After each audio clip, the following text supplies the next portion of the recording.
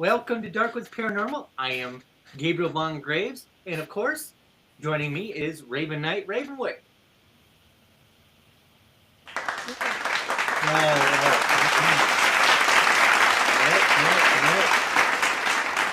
We have a very special guest with us, and um, he is Michael from PMS Ghost Hunting in Kansas City, right? That's right. Welcome, my friend. Thank you. Thank you.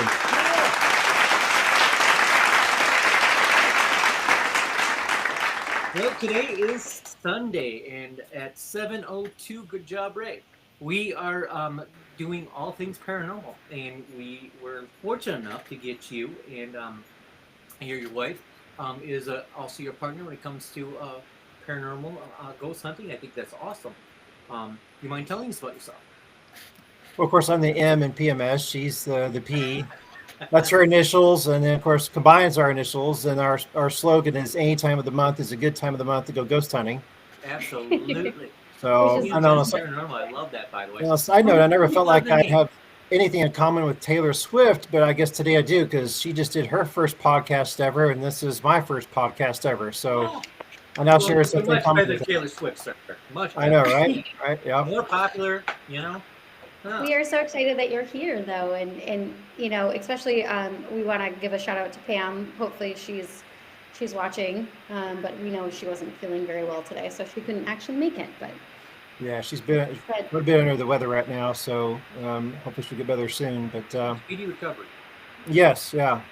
So I guess a little bit about ourselves, I guess. So we've been ghost investigating for probably, since we met really about 10 years ago. 10 years in January is when we first got together. We are an eHarmony couple. She was in St. Louis. I was in Kansas City. She's originally from Tulsa. And, she's been involved in paranormal related stuff pretty much all of her life. She's very intuitive. She's got some gifts, so to speak. I always call her my lightning rod whenever something is going on in a location. And we hadn't been dating very long. She took me to the Crescent Hotel in Eureka Springs to see if I would run for the hills or not. Wonderful place. Wonderful place. It's a wonderful place. It's one of our favorite places to go and investigate and stay. We love it there.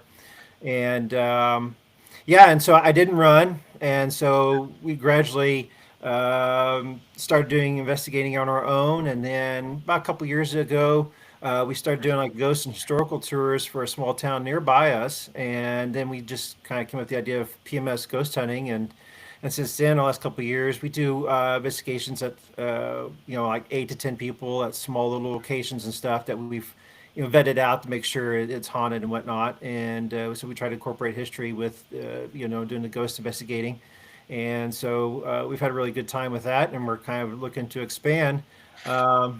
I had never done ghost investigating before until I met her, obviously. Although I grew up in an 1880 farmhouse that was haunted. Over the years, there was stuff that happened, but I kind of ignored it and stuff. And but there was always stuff. There was stuff that would get moved. Sounds that wouldn't make any sense. Large thuds. People wouldn't want to stay at our house because they would either get touched. Somebody would stroke their hair or sit on the bed next to them. It was a crazy kind of deal, but I never investigated it until I met Pamela, and then I was always open to the idea because on a personal note, when my father passed away in 1987. I'm sorry. Yeah, thank you. But same day he passed away, my grandma's mom had woke up and she saw him standing in the doorway of her bedroom, and she told him, "Well, wait a minute, let me get me a robe on, and I'll fix you some breakfast." And turned around, and he was gone.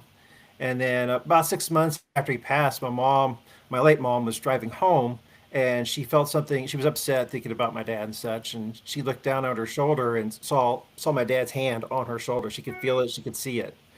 So I never was dismissive of paranormal because I knew my mom and grandma wouldn't make that kind of stuff up. Right. Those were pretty potent experiences that they had. And so, and now I'm like all in, and I'm the tech person of our little two-person adventure here. So, well, wow, that's an amazing story, though. By the way, about your grandpa. Yeah, that is really. One of the questions I was going to ask is if you had any personal experiences,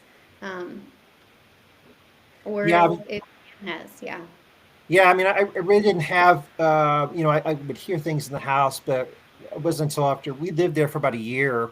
Um, my wife and I did in the farmhouse, just two of us, and we would actually just investigate the house. We wouldn't have to go anywhere because there was also an old cemetery down the end of our driveway that dated Oh, back wow. about 140 years. Uh-huh. There'd been a murder on the property at one point in time. I had a Sure. brother that died on the farm in a farming accident before I was born. So there was lots of things that was going on. We always felt like people were coming and going, um, and so I never really had any direct experiences until I started really investigating with her. And I've been touched. I've had some reactions to things that I couldn't explain. Like there was an old uh, two-story house that we went and investigated. We didn't know anything about it except it was supposedly haunted, and I was in there for maybe about 3 or 4 minutes and just felt overwhelming sad. I just wanted to start bawling like a baby. I had to get out of the house. I was so affected. And a couple minutes later, I was fine, but I didn't go back in. My wife caught some things on the camera that didn't make any sense.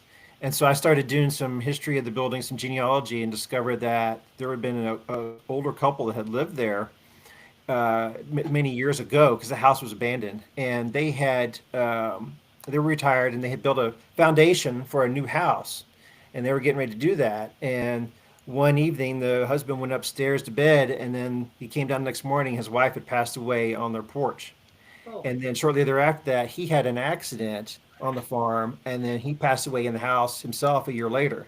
So it was like a lot of this unfulfilled dreams and realizations this couple had had. And that's what we kind of theorized why I had that experience because it was just so overwhelming. It was worse than almost being at a funeral. It was yeah. that, and I've never had that experience before or since, really, of that sense of sadness and just regret or whatever. It was pretty palpable. But so we've had some.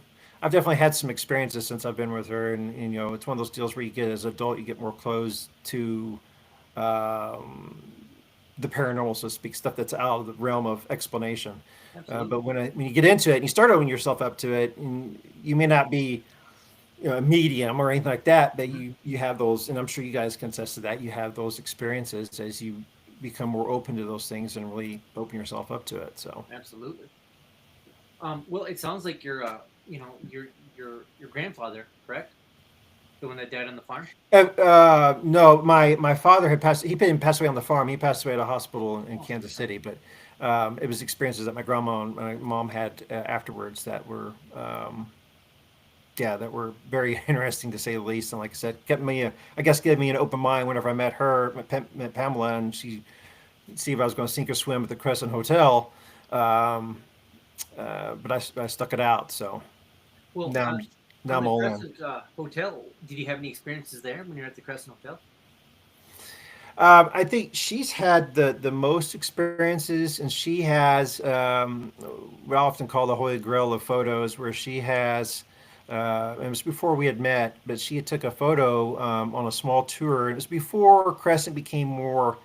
It's really commercialized now in a Right. sense as far as their ghost investigation. But back then, when she did it, there was an older couple that were mediums, and they would take a small group of people around. And she took a picture in a mirror and several pictures. And right beside her, clear as day, is this little boy named Brecky that is still haunts that place. He died of a burst appendix, I believe, Oh, wow. several decades ago when it was still like I think a girls' college or something like that. Hmm. And there's one picture where he's like literally coming out of the wall, and the next picture he's standing right next to her, and she didn't notice it for like a year until somebody pointed out to her, "Who's that little boy standing next to you?" And there's a painting of Brecky that they have down there now. It's the exact match of the boy in the picture and her, and it looks like a little kid standing there. Oh, that's amazing. Yeah. But So go ahead. we had asked you a little bit, and we'll go into a lot of your favorite places that you've investigated, but Sure. we had asked you about the Crescent, or you had said actually the Crescent was one of your favorite places, and I loved the fact that you brought up the Crescent because of the fact that we have been to Eureka Springs, Arkansas. We actually launched our podcast out of Eureka Springs, Arkansas during their annual zombie crawl that they do. Oh And wow. so you brought that up, and I'm like, oh, I love, love, love Eureka Springs. I'm really anxious to go back there. But, and the history of that place itself is just so incredible and amazing. And of course, if you want, I mean, I don't know if you know, and I'm assuming you might know a lot of the history of the Crescent. We didn't go there, but now we have an excuse to go back because I would love to investigate that place myself. If you could tell people a little bit about the Crescent and maybe some of the history behind that, and then why it might be haunted, or why we think it's haunted. Well, in a really brief nutshell, and of course, Eureka Springs is hence springs. So there, for a while, I think after the Civil War, such there was people would flock to the springs, thinking that the waters would have healing qualities and all that. Where in any town that has a springs at the end of the name of it, that's probably why it was named Springs, because there was that. Right. There's a lot of limestone there, so the theories of water and limestone and energy and all that. So. I know the Crescent. I think the biggest part why it's haunted or has its dark past is, I believe I want to say it was the 1930s. There was a gentleman. His name escapes me, but he was basically kind of a charlatan, so to speak, and he opened up what was supposed to be a cancer hospital in the Crescent Hotel. The good doctor, And yeah. yes, and that ran for about 3 or 4 years, I think.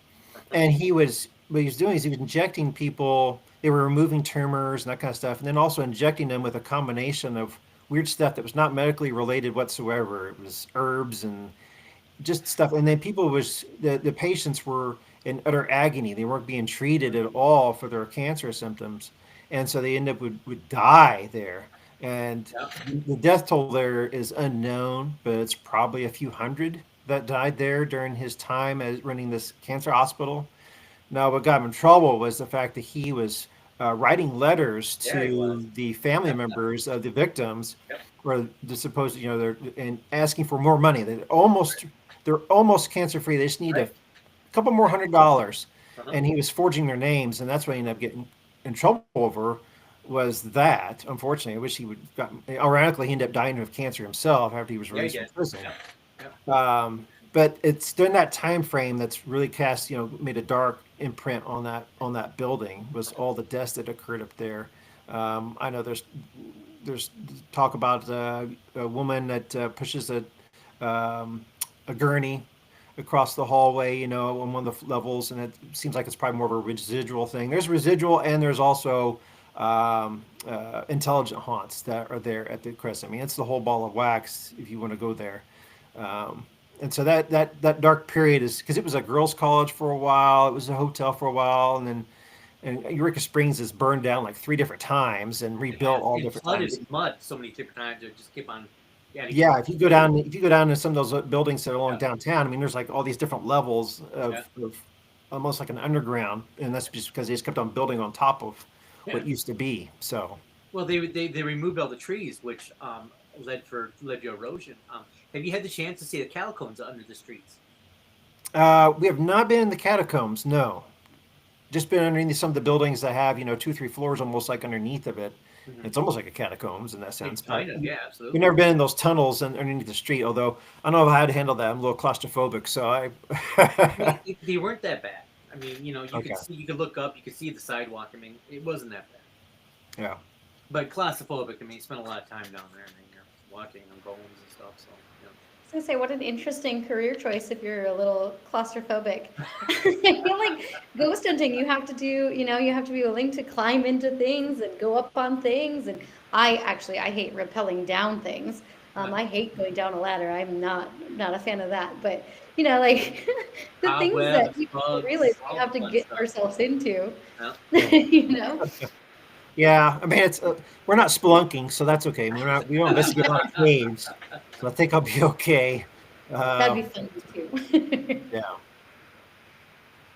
Wow, what it I just love I love Pam even more now, just knowing that she brought you to the Crescent to test you to see if you were gonna make the cut You or ran not. away. That's awesome. Right. Yeah. She's like, he's a keeper. He didn't run. That's You basically made what she said. Yeah. Yeah. it. What a lady. I love her. Um, so that was one of the places. If you wanna talk about, I know we had talked about some other places that were your favorite. Let's Yeah, I go mean, to there's one Lone Jack. place that we go to. We usually do a couple of investigations there a year, and usually we do that as a kind of a fundraiser for it. And there's a little town called Lone Jack, Missouri, which is southeast of Kansas City, about 45 minutes, 40 minutes. It was the site of a Civil War battle that actually occurred 163 years ago yesterday. Oh wow. It was a fairly significant battle. About 3,000 Confederates, about 700 Union soldiers thereabouts. Quite a few men killed there. I mean, it was a pretty brutal battle that a lot of people just don't know about. They have a museum there that President Harry S. Truman dedicated back in the 50s and whatnot. And so they have that, and then they have a cemetery next to it that has a couple mass graves that they buried soldiers in. Mm-hmm. And then across the street is where, because the museum sits right on the middle of where the battle occurred, like where the worst fighting occurred. And Wow. across the street is where what used to be a hotel that sat there, and it was burned to the ground, but then another building was built on top of it, and it's a site of where like the only civilian casualty of the battle that died. But usually we'll go up there and we'll do like we'll investigate the museum, we'll investigate where the hotel was, then we go investigate the cemetery. And it's kind of a special place for me because when I got my master's degree at the University of Missouri, Kansas City, shout out to the Roos. That was my master's thesis, was the Battle of Lone Jack, and it was kind of the central part of my master's thesis. So I kind of got to where I knew it pretty inside and out. But we've had some interesting experiences there. My wife got a picture of basically a floating soldier around the cemetery. One time we set a REM pod on that one of the mass graves there. No disrespect for them. Set on there and just it was going off like crazy. And I'm sure everybody on here probably most people know what a REM pod is. I hope. But there was no reason for it. There was no electricity. Nobody had everybody's cell phones would turn airplane mode. All that kind of stuff. Really crazy. One time we was in the Cave Hotel and I was trying to the lady that died, her descendants came back to Lone Jack maybe about 10, 15 years ago. And they were all from California. And they had the bed that she died in. She lived for like about 3 weeks after the battle. She got shot in the chest, lived for about 3 weeks, and died in this bed. So they brought the bed back, donated it to the museum. And Wow. so I was in that room and we had a tour group and they had left. And I decided I'd stand there and take pictures in the window, or mirror, I should say. And I'm there taking pictures, click, click, click, click. And all of a sudden I hear a woman whispering in my ear. I couldn't make out what she said. Now, I dropped an F bomb on that one. It startled me. I've never been really scared at any of places we've been. I've been startled a couple times, and that was one of them because I wasn't expected. I was so focused on the mirror and trying to get something in there. Mhm. And we've done Estes method before at that place numerous times, and we usually end up getting some interaction about the battle. That there was a really hot day, things like that. We usually always it never fails that we get hits like that. Um, Although I will say on the side note, the craziest experience we ever had there, we had an investigation, and I was under the Estes method, and I was getting the words Mike and kept on getting the number 5 and 5th over and over again. It didn't make any sense. And then I got the name of this one of the ladies that was there. I got her name. So we went to the Cave Hotel and we had somebody else doing this method. And again, we're getting the 5th, 5 over and over again. We were getting some other things. It turned out this lady that I had set her name on the Estes method doing that. Um, it was the 5th anniversary to the day of her husband passing away, Wow. and his name had been Mike, Wow. and it was just like mind blowing. You know, it That was is like something. he was there, kind of interpreted as a way of he was there letting you know that he was okay, reminding her that whatever he was watching out for, whatever. But it was a trip. You know, I've never been in a adventure, a ghost investigation like that before, where we're there, talk to Civil War guys, and see if there's any spirits of them, or and then something totally out of the blue happens that has nothing to do with the battle or whatever it is, and come through like that. It was pretty crazy, event. But that's probably that's at least one of my favorite places to go, because again, my master's thesis, and we try to support them any way we can as far as raising money for the Lone Jack Historical Society. So That's very Good. cool, by the way. We're Raven and I are both big history conservatives. So Yeah, we I are. definitely think, without the history, you don't know the future, right? You know, because it'll repeat. Yeah, Yeah. absolutely. Yeah, yeah. So yeah, And we that love was going there, and then the Crescent Hotel, of course. Well, I'm trying to think what some of our other flavor. I mean, of course, we've been to Missouri State Pen, What did you think of which that? is, I don't find it's not a scary place, but it's just really you walk into that place and investigation. We did a kind of almost a quasi overnight. It was several hours, and it's just very oppressive. There's just a sense you walk into that place and it gets dark and you're doing your thing, and there's just kind of this sense of I don't know, not sadness, but just it's just heavy Yeah. there, just really heavy.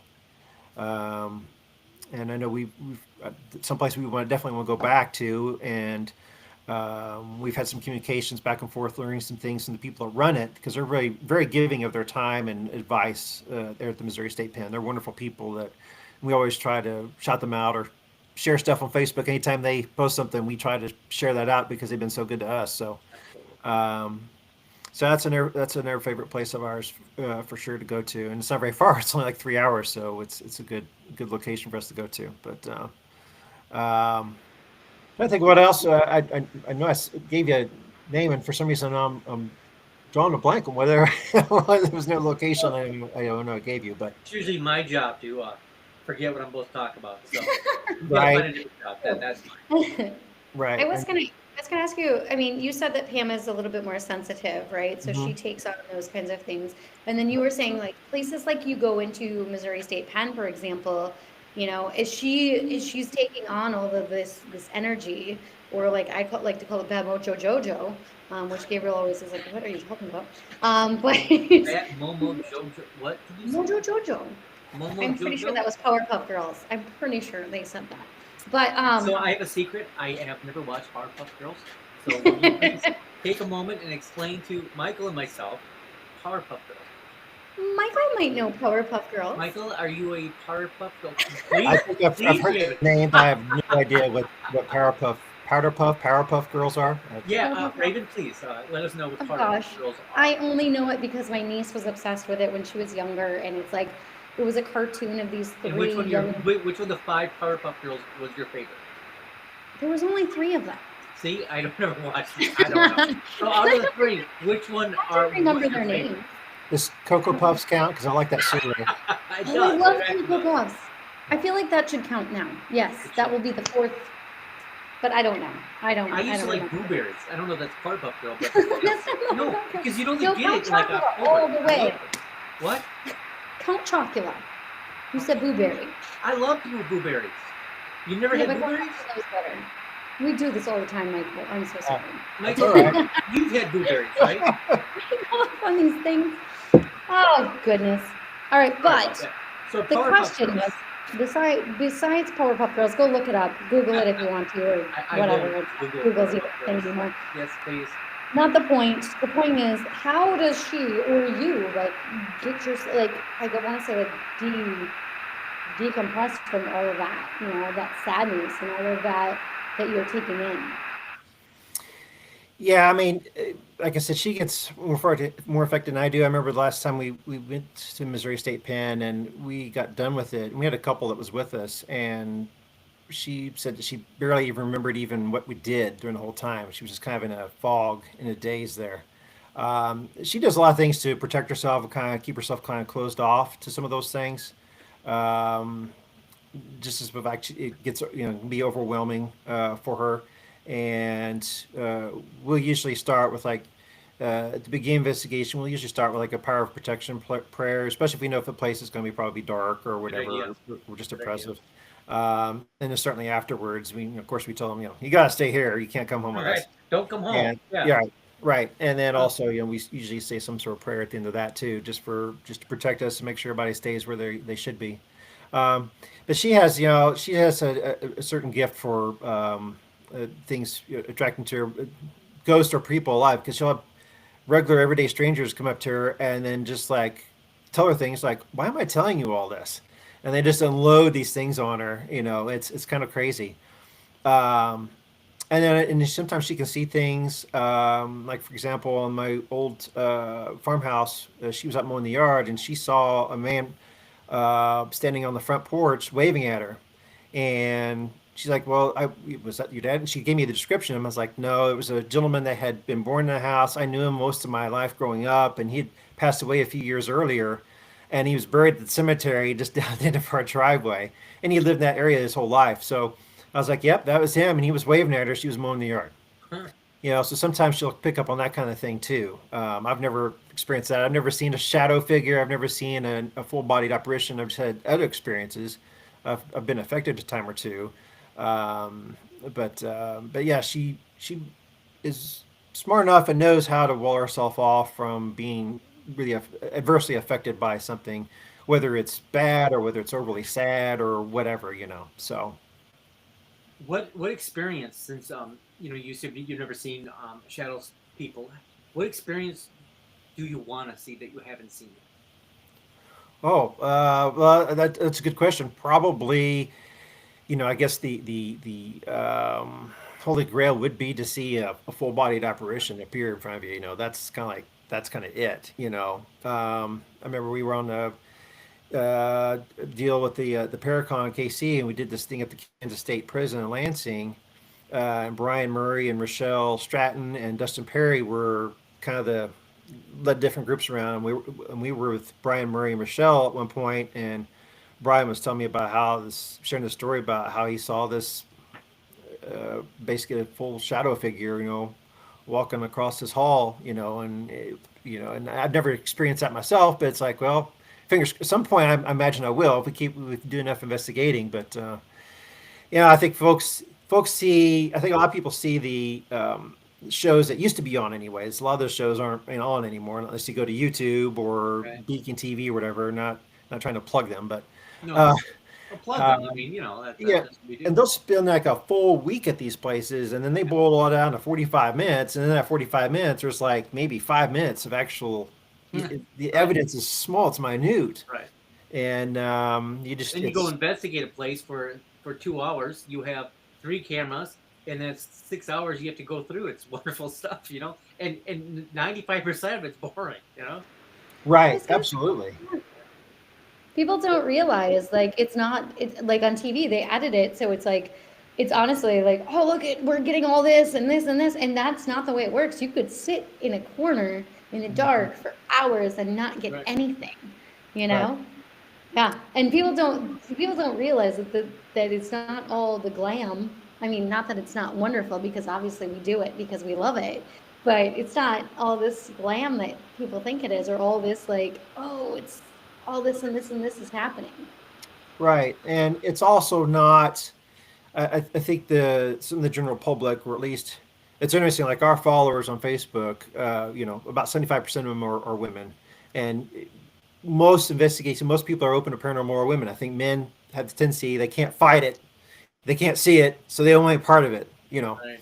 Right. That's kind of maybe an overgeneralization, but that's just kind of I my don't think it is, experience because experience with it. it's in the male ego. If you can't fight it, if you can't see it, how do you fight it, right? Right, So absolutely. You just can't ignore confront it. because then you don't. Yeah, exactly. Yeah, and That's then how also, Raven is. I don't.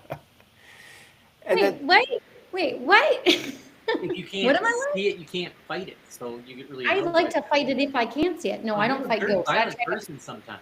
I try to not provoke. I don't provoke the spirits or the entities, though. I mean, we just had a situation like that the other day where when we were doing our investigation in Marquette, and honestly, it was like we both had this feeling. We were like, we really wanted to knock on the door, Yeah.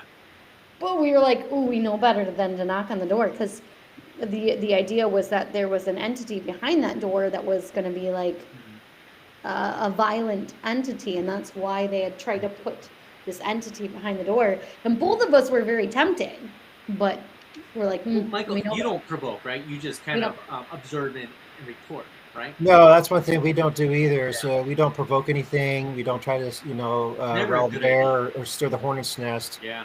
so to speak. We don't try to challenge anything. Right.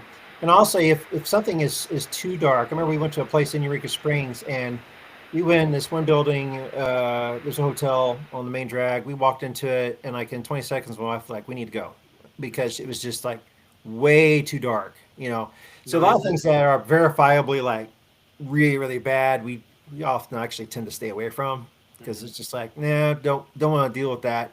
And I think there's also impression. I think a lot of people think there's like hauntings like demonic. It's like a demon or something like that, which that's something we've never encountered in our investigating. Of course, we haven't done like thousands of investigations like, the celebrity ghost hunters have done, they do it year round, it seems like.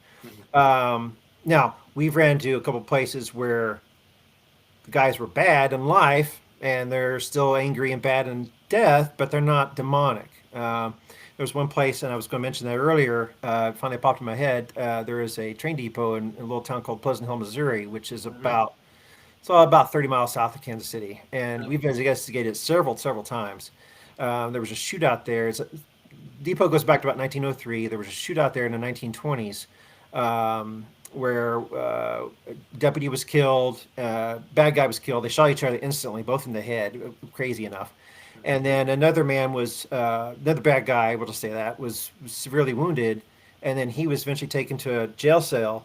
And then during the night, he was lynched by the citizenry, which nobody was ever arrested for or anything like that. Everybody kept it hush hush. And he was murdered in the jail cell by this crowd. And I've done a bunch of genealogical work on him because one guy, it's like you can't tell who he is because he was going by an alias. But the other guy I've been able to find a bunch of information about. But they're still both there. In fact, we've done other investigations around nearby in other parts of Old Town, and one of them has popped up there at those places too because I guess they know who we are. And now we don't, like I said, we don't provoke, but we usually go in and we'll usually have a tour group there, like 6 or 7 people. And in the area right where the shooting occurred, and I will recount the whole story of what happened.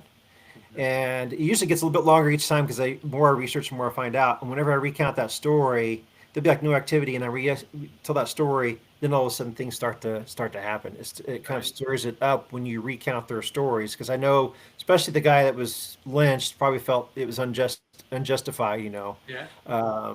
And it's an interesting place because we did Estes method there with a group, and I did it first. I'm usually the first one. I usually volunteer to be the first guinea pig, and that shows people how it works. And started getting like go away, leave, whatever. Then I started getting F you, F off. That's what I was hearing, and then she was asking questions, and I was directly responding to questions. And then I ended up having to leave because I felt like I want to punch somebody in the face. I was just like, I felt like it was a Ghost Adventure episode where sometimes you see where they get angry, from they getting affected because I think they let their guards down a little bit. Right. And so I went back in. So we had another lady get on there, one of the guests, and I started asking questions and started getting F off and F you in response. Then my wife got on there, and she started getting the same thing. And I use that story a lot because people that are skeptics and they think the Estes method where you put on the headphone, noise canceling headphones, you got the blindfold on, you can't see, you're completely away from, you're sensory deprived, with the exception of smell, of course. And you're listening to radio frequencies, and people think, oh, you're just hearing what's on the radio. But you cannot say the F-bomb on the radio.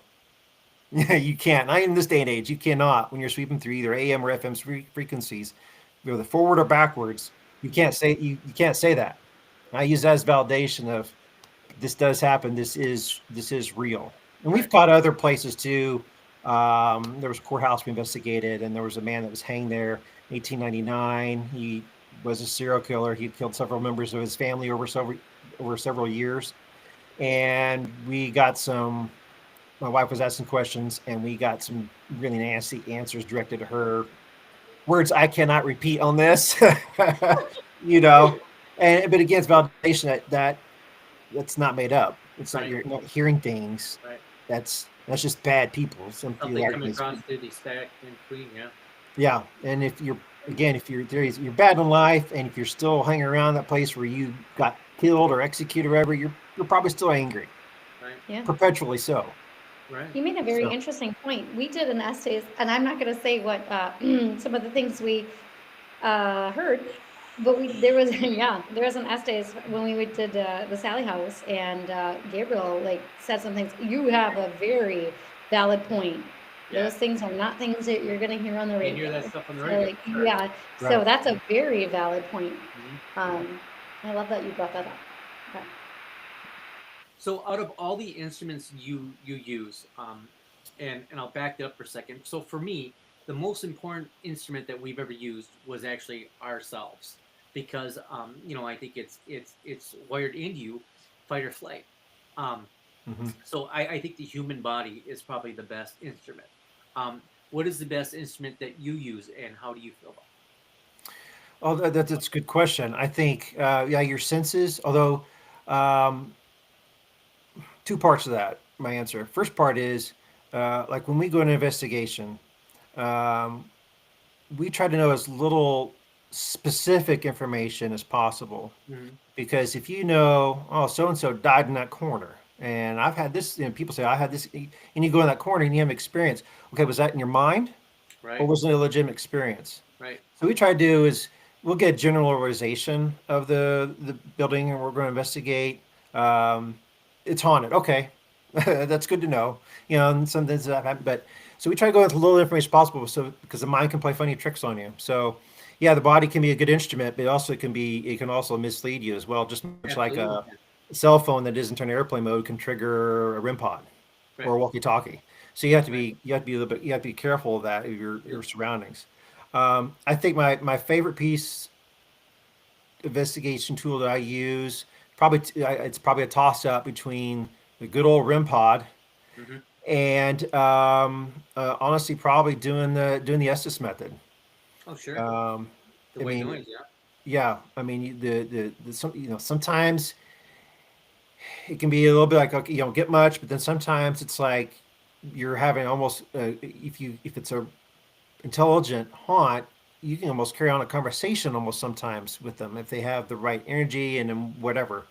Um, it's a pretty remarkable tool to use that we probably started using about a year ago after we got the right equipment. I mean, I've got a thermal camera, I've got the cat ball toys, which are fantastic because they're cheap and they work. You're You right, know, right, um, infrared radar detect, infrared motion detectors, cameras, all that kind of stuff. But those are probably, excuse me, a couple of the things that I personally like to use the most and get the most out of because the REM pod, both in getting movement, getting something that's passing through, and then also interacting. It's okay, you're touching these lights or you're touching that. Could you back away from that? And if you get that, and then if you repeat that a couple different times, then you know that you've got something going on. You can rule out whatever, Right.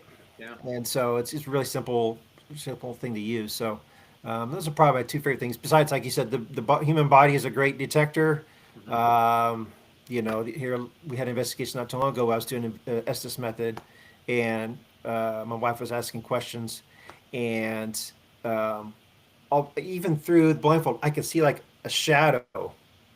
It was so dark. This blindfold, you can't see anything. It's ones I think I got from Go Stop. Shout out to them. I should get a plug. I should get a little check from them for mentioning their name.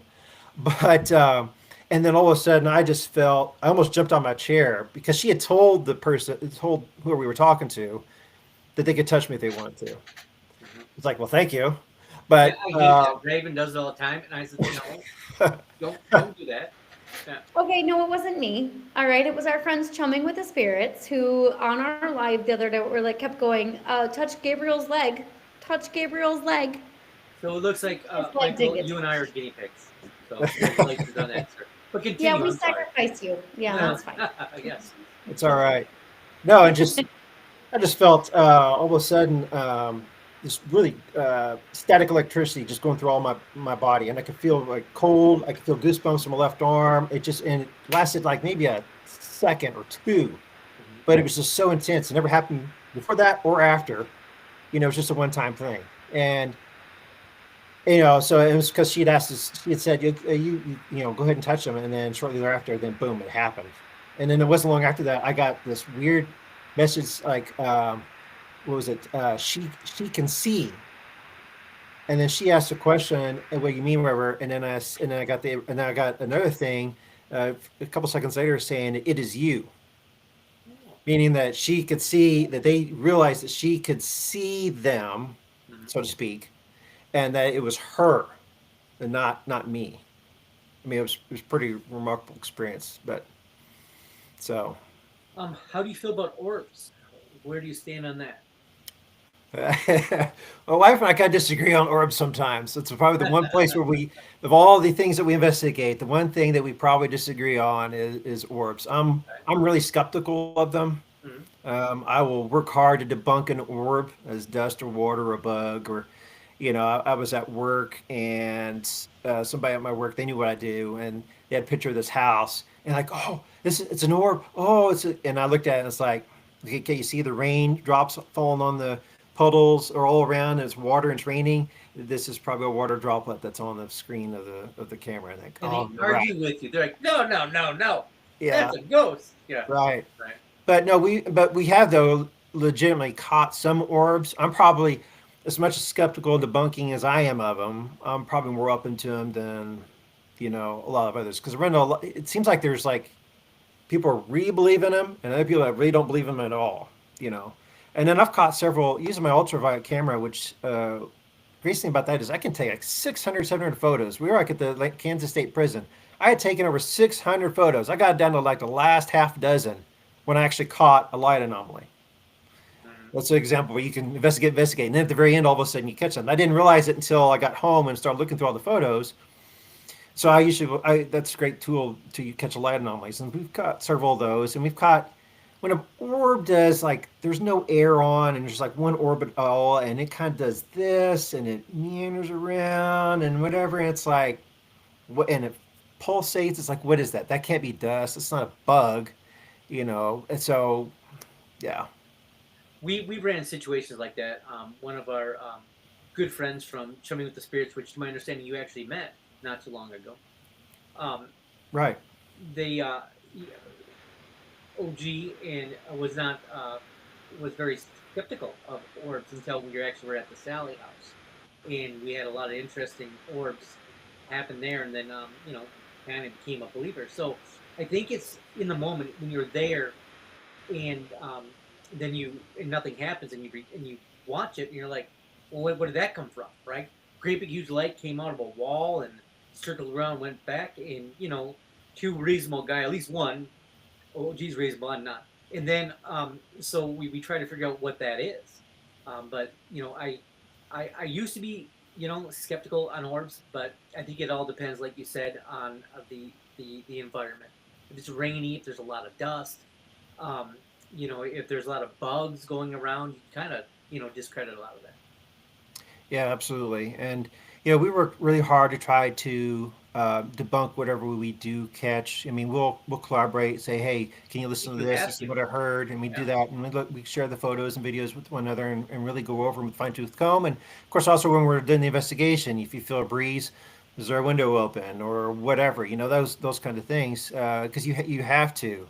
So I remember seeing a video from Jason Hawes talking about where he believes 80% can be debunked, but then there's a lot that 20% that's like, you know, What that is there's right? something real to that, every time. So yeah, you have to work hard to debunk that because people will send us stuff and probably 80% of the time we're like, no, it's probably not. It's more often than not, but it's easier to prove the paranormal than it is to disprove it.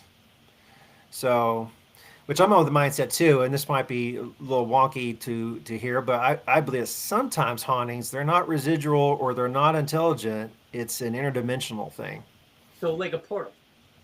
Well, maybe not, maybe a portal, but maybe more like a rip in time or a We rip should in, call it a thinning of the veil, sir. yeah, the different dimensions or Yeah. different, because Einstein theorized about the multiverse and Yeah. various versions of Earth, and I think sometimes, or once in a while, that you're not really catching a haunting; it's something that's bleeding over from something else. Like you've ever Something saw the is movie, happening in the moment, just somewhere else.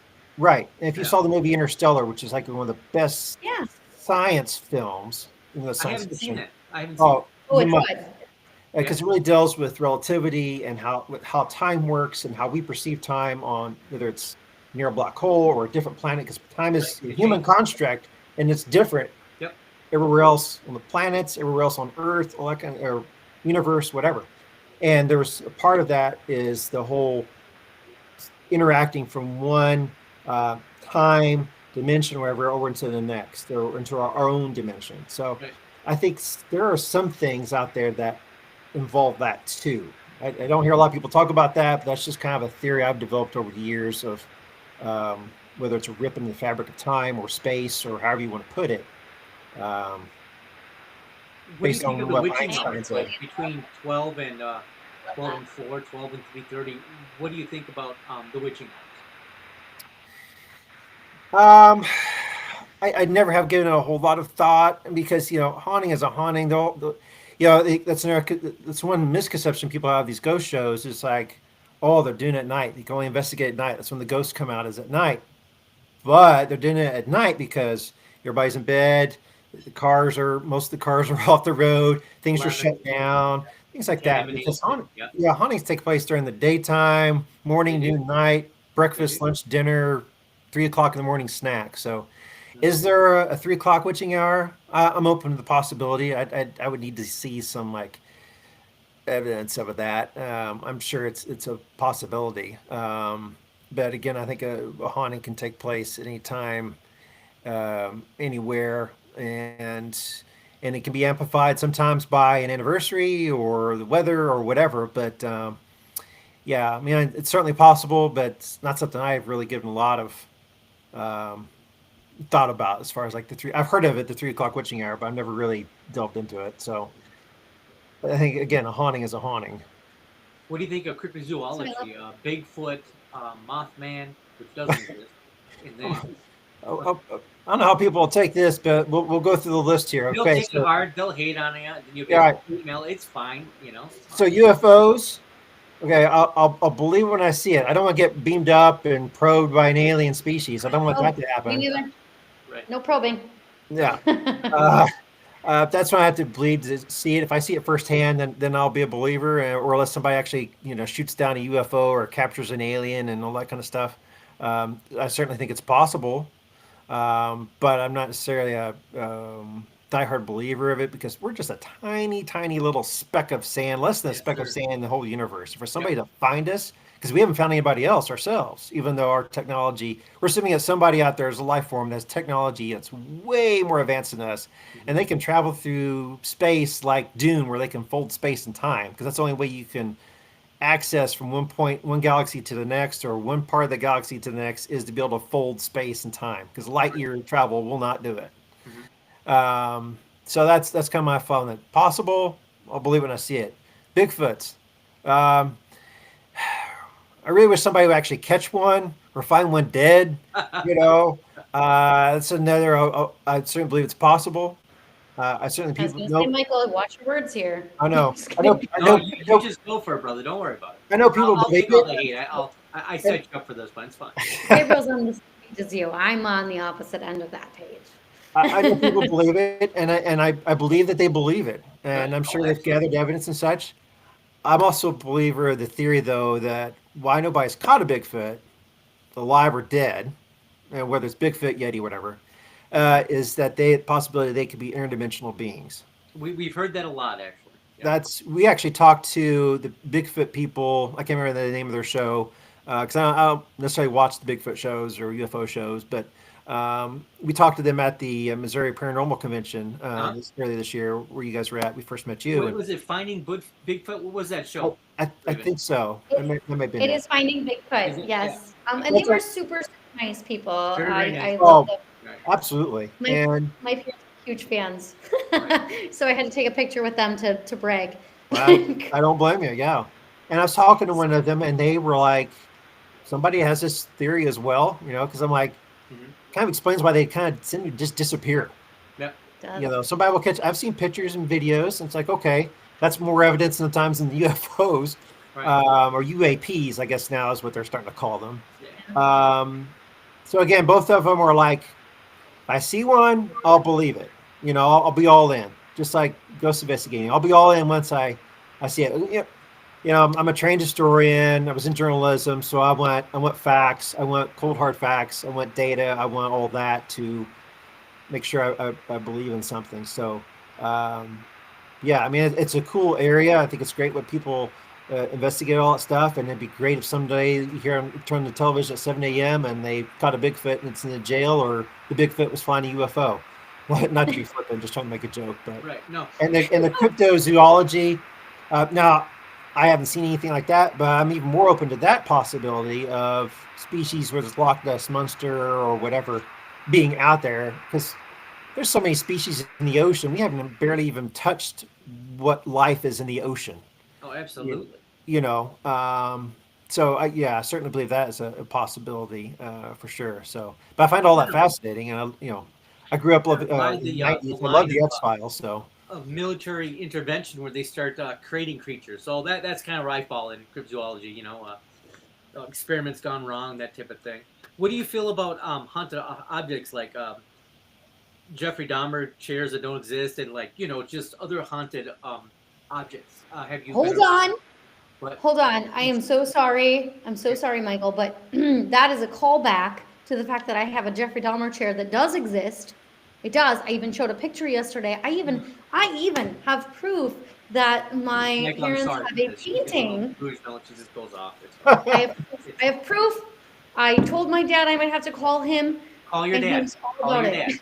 Call your No, we dad did right not now. interrupt this interview to call my dad. However, there is a painting at my house with the artist signed it. It's a Rudenberg. Rudenberg was the last name of the artist.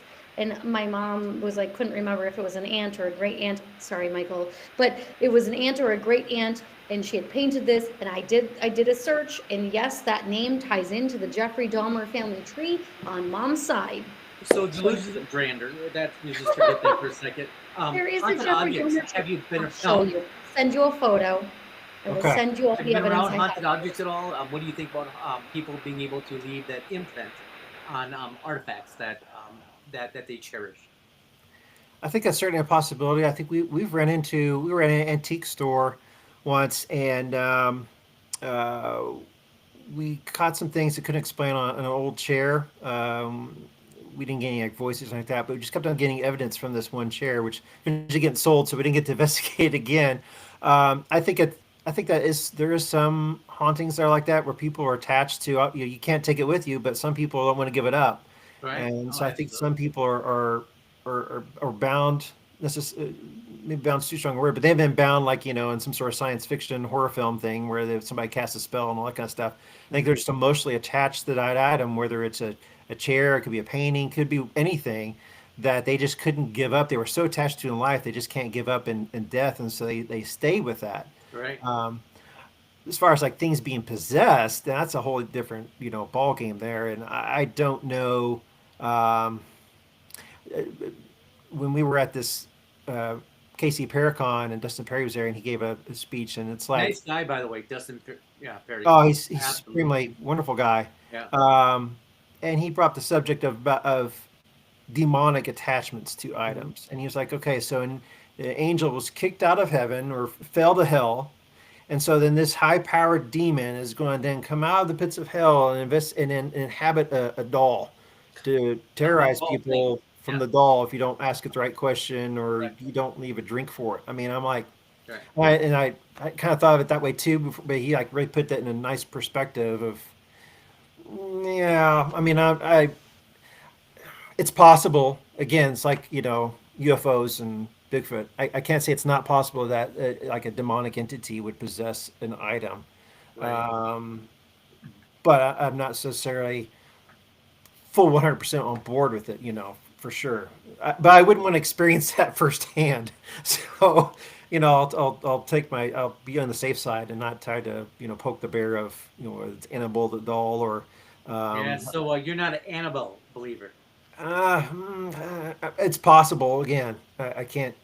Maybe at one point in time, maybe it would have. Maybe something did inhabit it to terrorize the family, and then it moved on. I mean, because it really is a multi-thousand-year-old demon going to inhabit a doll for all eternity. I don't know. And then a little Maybe. piece of glass keeps it a bay. You know. Yeah. Yeah. It's like, Yeah. it's like spirits. I mean, they can come and go as they please. They can go through your house. I mean, they may The stay plane there. blast, they stop and they're like, "Well, I'm stuck now." You know? Yeah. Yeah. So, I I mean, get it. again, everybody's got their own opinion. I don't Oh, want to oh, I take a get it. bunch of people off and I start getting a Right. bunch of hate mail and we Oh never well, get hate to mail's the investigate it best. again. I usually read that stuff. It's great. Yeah, it is fun reading. You go. It's fascinating stuff. Yeah. So, Oh, yeah. well, do you have any upcoming events or anything you want people to know? I mean, do you where are you going next with you and your wife to investigate? I'm not sure. I mean, we usually do about, as far as like we do a tour investigation, we do about, try to do about one a month, Oh, depending on weather, of course, and all that kind of stuff. But we try to do about one a month. We haven't plotted out one for next month yet. Our next biggest thing, though, is that we have on the radar is there's this jail from 1892 that we're wanting to purchase and turn it into a venue where people come in and investigate. Um, and whether it's groups or we let individuals, whatever. And it's an old jail. It looks like a house, but it was a jail, and then the sheriff and his family lived in it. And so that's something we really have a passion for doing, and we want to tackle that and explore that. And ideally, then when we do that, then we'll start going like conventions and things like that, start networking. Because one of the things we've been blown away by since the Missouri Paranormal Convention is how everybody is supportive of one another in the paranormal community, how they really are. welcoming They people, really, how nice really, people really are. are. And we've just been kind of blown away. We really didn't know until we went there, and then we've been to some other events and then communicated with other people, and then like chumming with the spirits. We met them at Paracon KC, and then I happened to run into them at an event I was at yesterday. I dressed up as Ghost Rider for this group that does charitable stuff for kids, and I didn't think I'd run into him at a comic convention, but there they were. And then I started talking to him, and then they mentioned you guys and all that, and they were very complimentary to both of you. So, but yeah, it's a wonderful community to be a part of, and we're looking forward to growing in it and doing more events, and hopefully having our own venue that we can have people come in and investigate because it's a really cool place. And so that's kind of what we have on the horizon. We just want to keep on growing. We're getting a website that's being built, and so yeah, we're pretty excited about moving forward with investigating. Any time of the month is a good time of the month to go ghost hunting. So It is. Well, how can people I love find that. you?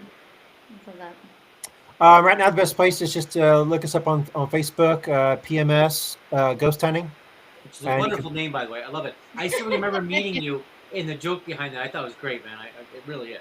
I was Thank gonna you. say, we have been wanting to. I know as ever since we met you at Paracon in Kansas City, we've wanted to do this with you. You and I and Pam have been in conversation for a long time now, and we've just wanted to do this. So I'm so happy that we finally were able to. I'm sad that Pam is feeling under the weather, but again, that just means we can do this again. But you said some amazing things about the paranormal community. They really are amazing and accepting, and brought up our good friends Shoving with the Spirits, and just yeah. I mean, thanks so much for popping on here and Oh, thank you. And that applies even to the big names like Steve Gonsalves or Dave Schrader or Adam Berry. I mean, they're all very Gabriel nice Von Graves. people.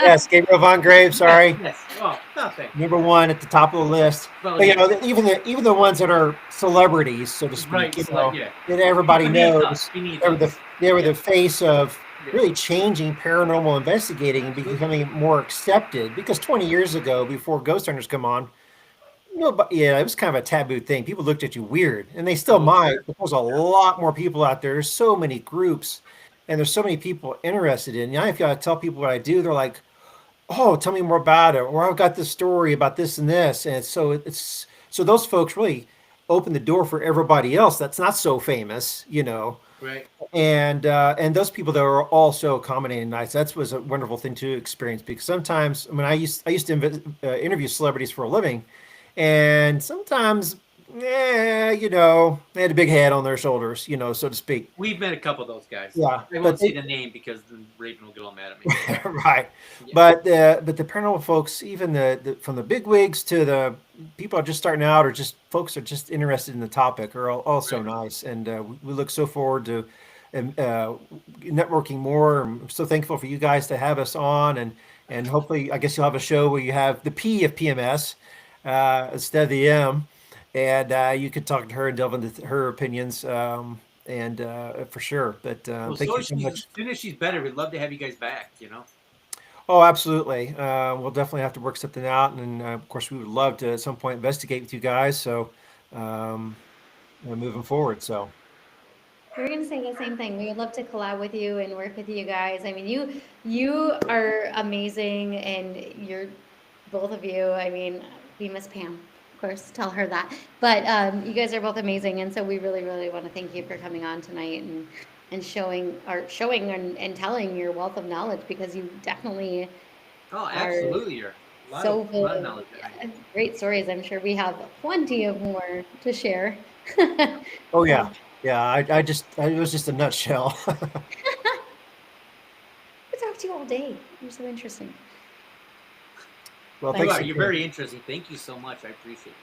Oh, you're more than welcome. It was my pleasure to be on the show, and I wish you guys continued success. You have a great podcast that's growing, and hope you guys keeping on. So, Well, well, Raven, would you like to close this up? I would love to. So you guys can find, and like Michael said, you can find them PMS Ghost Hunting on Facebook, and go follow, subscribe, all the things, whatever you need to do to pay attention to them. Give them all the love in the world because they're amazing and they're such wonderful people. Also, please continue to listen to us, Dark Woods Paranormal, Facebook, TikTok, YouTube. We have all the things as well. We release episodes every single week. So go ahead and check those out. Direct well. all your hate mail directly to Raven Knight. That'd be great. Yeah. That's me. That's fine. I can take it. Thank you guys so much for joining us. We, as always, appreciate it. And thank you, Michael, for being on the show tonight for your very first podcast ever. I think you did amazing. thank you. Very good. Thank you, everybody. And we will see you on Thursday at the same time, at the Bye. same place. Bye.